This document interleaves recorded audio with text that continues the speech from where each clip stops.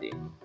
Nah, kemudian perlu diperhatikan untuk tahun 2021 SKP di sasaran kinerja ini tanggalnya jangan lagi ditulis 1, 2 atau 3. Karena tanggal 1 itu jelas libur. Tanggal 2 itu hari Sabtu kan kita juga belum masuk ya. Tanggal 3-nya itu hari Minggu libur, tidak mungkin. Maka yang kita tulis itu adalah tanggal 4. Assalamualaikum warahmatullahi wabarakatuh. Sahabat guru, sahabat cara muda. Pada postingan ini saya akan menyampaikan format terbaru SKP 2021. Nah, pada pembahasan ini saya akan bahas beberapa permasalahan dalam membuat SKP tahun 2021 yang nanti juga mungkin bisa dikonversikan ke tahun-tahun sebelumnya atau tahun berikutnya. Jadi ini adalah tampilan SKP terbaru yang desain untuk tahun 2021. Langkah awal dalam membuat ini tentunya Bapak Ibu setting dulu ini untuk jenis gurunya, guru kelas atau guru mapel itu sama, kecuali guru BK atau guru pencelor ya. Kemudian tugas tambahannya ini bisa diisi sebagai apa, kepala sekolah atau wakil kepala sekolah. Namun saran saya jika untuk kenaikan pangkat sebaiknya ini dikosongkan saja. Kenapa dikosongkan? Karena yang mau naik pangkat itu guru, bukan tugas tambahannya, bukan kepala sekolahnya, bukan wakil kepala sekolah, sehingga kita fokus kepada nanti PK-nya pun akan terkait dengan guru kelasnya atau guru mapelnya. Kemudian setelah itu Bapak Ibu pastikan mengisi pangkat golongannya sudah benar ya. Ini settingannya adalah 3D. Bapak Ibu bisa pilih di sini ada mulai dari golongan 3A, 3B dan seterusnya ya. Ini kebetulan saya pakai yang 3D. Kemudian ijazah terakhirnya disesuaikan S1 atau D4. Kalau memang ada S2 atau lain sebagainya sesuaikan di sini. Kemudian jumlah jam pelajaran usahakan 24 sampai 40. Karena kalau kurang dari ini nanti akan berpengaruh kepada nilai Bapak Ibu. Kemudian jumlah konseling binaan ini bisa dikosongkan atau biar aja 150 sampai 250. Yang lainnya 100%, 100%, 100%. Nah, seperti ini. Sebenarnya di awal tahun 2021 ini yang kita buat itu hanya formulir SKP, Bapak Ibu. Formulir SKP saja, yang ini saja. Karena untuk yang bagian penilaian capaian dan DP3 itu nanti di akhir tahun 2021. Tapi ini langsung saya bahas di sini. Siapa tahu ilmunya bisa dipakai untuk pembuatan SKP di tahun 2020 yang akan kita setorkan nanti SKP-nya di pertengahan bulan Januari 2021 paling lambat. Oke, kita mulai di sini. Ini gambaran idealnya. Pertama yang harus diisi pada capaian sasaran kinerja pegawai negeri sipil ini adalah diisi dulu pejabat penilainya. Dan di sini saya perlu jelaskan bahwa pejabat penilai di sini idealnya adalah kepala sekolah. Jika kepala sekolah kita itu seorang pegawai negeri.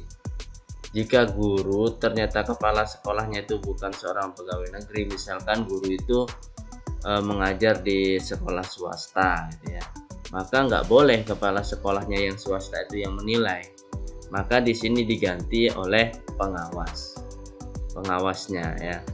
Nah, demikian juga kalau guru yang dinilai ini jabatannya juga sebagai kepala sekolah, maka bukan kepala sekolah yang menilai, maka di sini yang menilai adalah atasan kepala sekolah, biasanya kepala bidang atau Mapenda kalau di Kementerian Agama.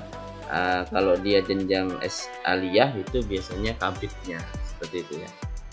Nah, kemudian juga jika ada guru yang diperbantukan di ke sekolah swasta tapi kepala sekolahnya itu pegawai negeri, boleh kepala sekolah itu karena dianggap mengetahui tata cara penilaian. Nah, ini diisi, dipastikan penulisannya benar, gelarnya benar. Kemudian untuk penulisan NIP ini dikasih jeda ya, dikasih jarak di sini supaya dia tidak muncul error. kemudian pangkat golongannya, jabatannya apa, unit kerjanya. Demikian juga nama gurunya ditulis di sini, NIP-nya dikasih jeda ya. Nah, kemudian pangkatnya ini otomatis setting yang dari depan tadi ya. Ini ditulis, ini ditulis. Nah, idealnya memang seorang guru itu ini wajib ada ya. Ini wajib ada diisi 1, ini 100% 12 bulan. Karena dia golongan 3D, maka nilai angka kreditnya itu untuk pembelajarannya per tahunnya itu 19,50 atau 19,5. Nah, diusahakan dalam 1 tahun itu paling enggak kita mengikuti pelatihan itu untuk pengembangan diri itu 1 kali. Dapat nilai 1 ini jika sertifikat kita itu ada jamnya Bapak Ibu. Jamnya paling enggak 30 sampai 80 jam. Kadang ada yang mengikuti mengikuti pelatihan tapi nggak ada nilai jamnya sertifikatnya, maka itu nggak memenuhi syarat.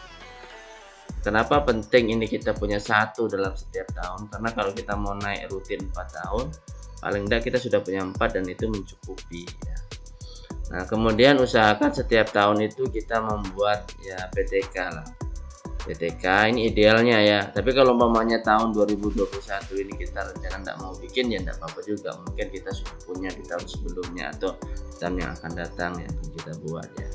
Tidak apa-apa, nanti kita buat sesuai tahun yang kita kehendaki. Minimal kita bikin 1. Nah, lalu PTK-nya itu usahakan diseminarkan ya, diseminarkan di sekolah. Syaratnya itu ada 3 sekolah, 15 orang ya. 15 orang dari jenjang yang sama. Kemudian usahakan kita bikin 1 buku pedoman guru ya. Ini nilainya kan lumayan 1,5 ya. 1,5 ini termasuk dalam ranah publikasi ilmiah. Nah, masih dalam masuk publikasi ilmiah itu ada karya inovatif. Karya inovatif paling tidak kita bikin 1 yang sederhana saja.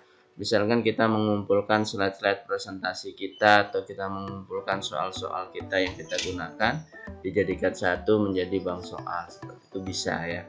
Nanti disahkan oleh kepala sekolah. Nah, seperti itu. Kemudian unsur penunjangnya paling enggak guru itu 2 ya, yaitu dia ya mengawas paling enggak sekali lah. Bagusnya sih 5 kali. Ada UTS 2 kali, kemudian semester 2 kali, kemudian ujian akhir itu 1 kali, jadi 5. Tapi paling enggak ya 1 kali lah punya SK-nya gitu ya. Kemudian di sini ditambahkan lagi 1 anggota aktif, misalkan sebagai anggota PGRI atau organisasi guru yang lain. Nah, itu sudah kita memperoleh angka kreditnya 27,83 untuk yang golongan tadi 3D ya, seperti ini. Nah, kemudian perlu diperhatikan untuk tahun 2021 SKP di sasaran kinerja ini tanggalnya jangan lagi ditulis 1, 2 atau 3. Karena tanggal 1 itu jelas libur. Tanggal 2 itu hari Sabtu kan kita juga belum masuk ya. Tanggal 3-nya itu hari Minggu libur, tidak mungkin. Maka yang kita tulis itu adalah tanggal 4. Tanggal 4 Januari. Nah, ini otomatis yang data yang ini otomatis dia akan mengikut data yang diisi di sini. Nah, setelah kita isi seperti ini, nah barulah nanti akan dilakukan penilaian di akhir tahun. Nah, sama dengan yang SKP yang kita buat tahun 2020 ini harusnya kita sudah dinilai ya. Nilainya tentunya mengacu pada yang kita isi di sasaran kinerja ini. Nah, mengisinya bagaimana di bagian penilaian capaian. Nah, di sini untuk tahun 2021 ya kita tulis waktu penilaiannya 4 Januari 2021 sampai 31 Desember 2021. Nah, adapun untuk SKP yang kita akan kumpul di tanggal 15 Januari ini itu bukan yang SKP yang full yang tahun 2021, tapi SKP yang tahun 2020. Maka di situ kita tulis saja 2 Januari 2020 sampai dengan 31 Desember 2020 di sini ya. Nah, kemudian ini adalah instrumen yang kita isi tadi di awal depan. Kemudian capaiannya. Nah, usahakan capaiannya ini angka kreditnya sama ya. Angka kreditnya sama. Nah, ini. Kalau untuk kualitas itu apa namanya, ini kan sebenarnya yang ngisi penilai ya, tapi biasanya sih ya di sekolah-sekolah itu kita diminta sendiri bikin. Nah, maka kalau bisa ini diisi jangan kurang dari 85 ya. Kalau bisa 87, 85 ke atas ya, dan setiap tahunnya ya kalau bisa diusahakan naik. Nah, ininya tanggalnya 31 Desember terakhir ya. Nah, di sini statusnya baik ya, baik. Paling enggak baik, jangan sampai di bawah baik. Jangan juga sangat baik, karena kalau sangat baik itu akan muncul banyak pertanyaan ya Bapak Ibu ya. Sangat banyak pertanyaan. Nah, kemudian di bagian berikutnya adalah bagian DP3 atau penilaian kinerja. Penilaian kinerja ini ada dua Bapak Ibu ya. Ada yang berdasarkan SKP, ada yang perilaku kerja. Nah, kalau yang ini kan otomatis sudah nih, yang sasaran kerja pegawai ini otomatis. Nah, ini yang diisi manual tuh yang ini. Nah, ini ada yang kosong. Ini kalau kepala sekolah baru diisi ya. Kepemimpinan ini diisi jika kita yang dinilai itu kepala sekolah. Kalau bukan kepala sekolah dikosongkan ya. Jangan diisi 0, di garis strip aja, karena kalau dikasih 0 nanti berpengaruh kepada nilai rata-rata. Nah, di sini kenapa saya isi 76? Sebenarnya nilainya bukan harus 76 ya. 76 ini adalah nilai paling rendah. Nilai paling rendah. Jangan sampai nilai kita di sini ada 75. Karena kalau 75 seperti ini nilainya cukup. Nah, ini menjadikan kinerja kita tuh dia dianggap buruk lah gitu ya. Maka paling enggak nilainya 76. Nah, ini juga menjadi informasi bagi kawan-kawan yang masih CPNS ya, PNS golongannya masih 3A gitu ya. Nilai di sini jangan terlalu tinggi dulu. Ya, start aja dulu dari 76, mungkin ada satu yang mungkin disiplinnya yang naik, mungkin jadi di sini 80 lah gitu ya, mungkin ya awal-awal itu. Jangan langsung tinggi-tinggi, nanti nilai kita kehabisan ya. Karena idealnya kita tuh setiap tahun meningkat meskipun sedikit. Jadi sekali lagi 76 ini adalah nilai terendah. Dan untuk tertingginya usahakan itu sampai 91 ya. 90 ya, 90. Nah, ini. Karena kalau 91 itu sudah sangat baik, dan itu biasanya memunculkan banyak pertanyaan, nanti akan di cross check di PKG lagi, di absensi dan lain sebagainya. Itu menjadikan masalah justru ya. Nah, kalau untuk normal-normalnya saja, jadi rentang nilai itu 76 sampai 90 saran saya. Tapi kalau umpamanya bisa dipertanggungjawabkan dan ada bukti fisiknya tentang penilaian tersebut, misalkan mengisi 75 atau 90 berapa gitu ya, ya enggak masalah ya. Ini hanya sekedar saran agar kita tidak terlalu banyak dipermasalahkan dalam pembuatan SKP karena mungkin terlalu rendah atau mungkin terlalu tinggi ya, seperti itu. Nah, kemudian di sini ditulis di bagian yang bawah ini Kementerian Agama atau Dinas Pendidikan. Jangka waktunya sama Januari Desember 2021. Kalau untuk SKP yang tahun depan ini ya mau pakai. Tapi kalau yang untuk dikumpul sekali lagi ini berarti sampai tahun 2020. Nah, di sini juga sama dibuatnya tanggalnya 31 Desember 2021 untuk yang akan datang ini ya. Tapi kalau yang mau dikumpul ini berarti sampai tahun 2020. Nah, ini dipastikan tanggal-tanggal ini tidak terjadi pada tanggal merah atau hari Minggu ya. Nah, dicek di kalender dulu. Kalau di komputer kita bisa cek di bagian sini ya. Cek aja di sini jatuhnya di hari apa ya. Nah, kemudian pejabat-pejabatnya ini disesuaikan. Asal sudah diisi di sini. Nah, ini data ini otomatis. Yang ini ikut di depan tadi. Yang ini akan mengacu kepada yang ini. Nah, seperti ini Bapak Ibu. Nah, kemudian permasalahan lagi yang muncul, bagaimana kalau umpamanya saya ini seorang guru yang pindah tugas. Januari kemarin saya di sekolah A, ternyata di bulan Juni saya pindah. Maka caranya begini Bapak Ibu. Di bagian formulir ini kan ini masih sekolah yang pertama, sekolah awal. Cetak dulu datanya. Setelah di print baru ganti ini dengan data yang di sekolah baru.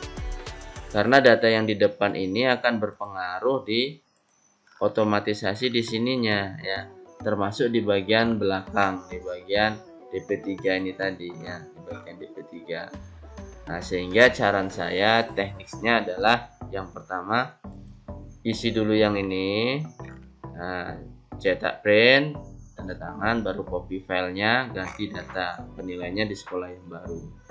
seperti itu. Atau cara yang kedua, ini idealnya ya, cara kedua ini idealnya adalah membuat SKP sesuai masanya. Misalkan ini kita di sekolah A hanya 6 bulan, maka di sini yang diganti 6 bulan sampai kapan. Termasuk di penilaiannya ini juga sama. Misalkan di sini Januari sampai ini saja. Nanti prosentase. Nah, kemudian 2 SKP inilah yang nanti akan digabung gitu ya. Nah, kemudian permasalahan berikutnya adalah bagaimana dengan kepala sekolah.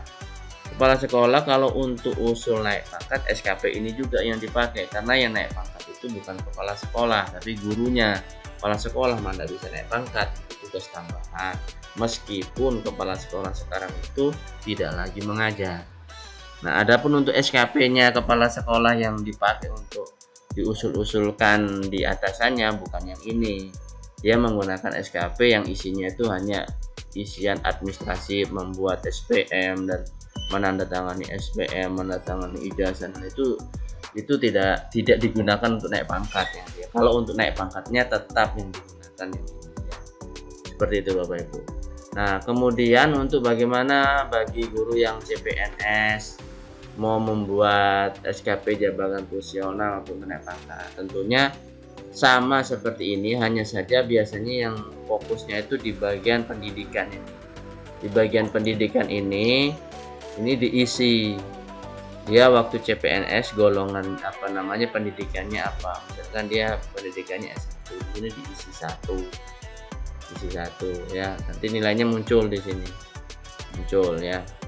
Seperti itu. Kemudian ini untuk pelatihannya juga sama kali ada satu, nilainya muncul. Jadi seperti itu untuk khusus yang CPNS itu biasanya dimasukkan unsur pendidikannya ya. Nah, nanti apa yang kita tulis di SKP ini itulah juga yang isi dupaknya ya. Sama persis, jangan sampai beda. Nanti kalau beda jadi masalah ya. Termasuk bukti fisiknya ya harus sama apa yang kita tulis di SKP ini. Nah, kemudian permasalahan lain adalah untuk guru yang golongan 3D mau ke 4A atau seterusnya. Nah, di bagian yang membuat buku pedoman guru ini hanya boleh dibuat satu dalam pengusulan. Misalkan kita ngusul 4 tahun, maka nggak boleh tiap tahun itu ada buku guru, nggak boleh. Hanya boleh ada satu saja. Itu aja bedanya ya. Kemudian ya dilengkapilah syarat-syarat publikasi ilmiahnya untuk setiap golongan itu wajibnya berapa ada, termasuk ilmiah. Nah, demikianlah Bapak Ibu tentang SKP ini. Mudah-mudahan bermanfaat. Kalau memang ada hal-hal yang perlu ditanyakan, silakan aja ketik di komentar. Kemudian untuk yang memerlukan aplikasi ini silakan saja melihat di deskripsi tempat di mana kita bisa unduh aplikasi SKP terbaru ini. Terima kasih, mohon maaf jika terdapat kesalahan dan kekeliruan. Assalamualaikum warahmatullahi wabarakatuh. Salam jarak muda.